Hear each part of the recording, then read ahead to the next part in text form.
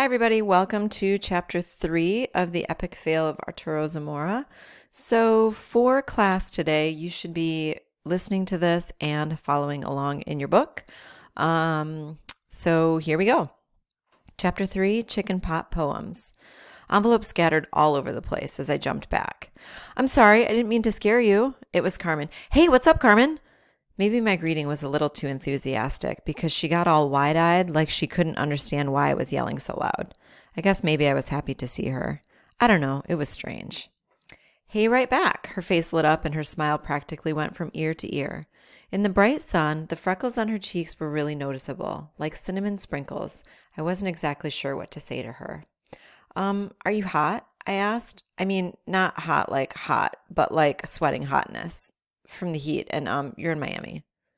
I am, she said, and it is hot. It feels like Zimbabwe in August. She put the book she was holding onto the mailbox and then pulled her reddish brown hair into a ponytail. Yeah, I said, not exactly sure where Zimbabwe was. The look on my face must have told her as much because she said, it's in southern Africa. The climate is really similar to Miami, except Zimbabwe is landlocked.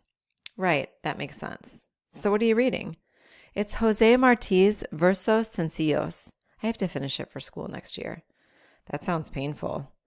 I love poetry, actually. I really admire poets who can bare their souls on the page, you know? I like poetry? Is that a question? No, not really. Poetry. I write it. Sometimes. It was a horrible, shameless lie. I had never written a poem in my life. Cool, she said. Maybe I can read it sometime. Yeah, sure, why not? Why did I tell her this? Carmen laughed, her skin flushed. She fanned herself with her hand. When I'm in the sun too long, she said, I look like a lobster tail that's just been pulled out of a pot of boiling water. I knew what she meant. I get really pink, I said, like salmon in an oven too long pink. I can see that, huh? So, she said, interrupting my total awkwardness, how was your first day at work? Did you get to answer the phones again like you wanted? Nope, I cleaned pots and dishes all day and ended up covered in soap bubbles. I almost got eaten by the gigantic dishwasher. Wow, that stinks, Carmen said, chuckling a little. I mean, I guess you don't stink because, the soap bubbles. Right, I said, because soap bubbles are clean, and why would I stink if I were drenched in soap? Ow, way to state the obvious. Carmen smiled and helped me sort through the mail. Abuela invited me to come to the restaurant with her, but I couldn't because my dad wants me to study in the mornings. Yeah, she stopped by to say hi to everyone like she always does. Some strange guy came into the restaurant acting like he knew everybody. Abuela didn't seem to like him very much. Wow, Carmen offered. Abuela likes everyone. It was true. La gente le gusta hablar de sus cosas, she always told me. Over the years, I realized how true that was. People really did like talking about themselves, whether it was about a wedding or a new baby or a kid who got accepted into a great college or a family member who had passed away. Abuela was always there to listen.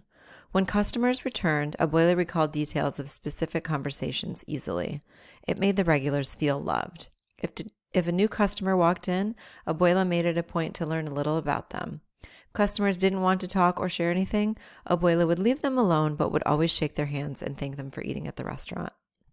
I never saw anybody leave La Cocina de la Isla without a smile.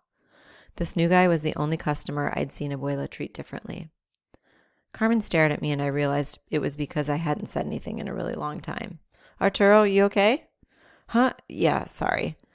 I glanced awkwardly at my phone and saw Mop had texted me. He told me to meet him and Bren at the basketball courts. I gotta go, so I guess I'll see you around, I said, because I really didn't want her to play ball with Mop and Bren. I knew what they'd say, and I didn't feel like explaining why I was suddenly so interested in having a girl around, even though that girl was super cool, but also my mom's goddaughter. I just needed to shut up and get the heck out of there. Before I could do anything, though, Carmen gave me a kiss on each cheek and turned to leave. See you later, alligator, she said, which left me half frozen long enough to notice that she had left her book of poems on the mailbox.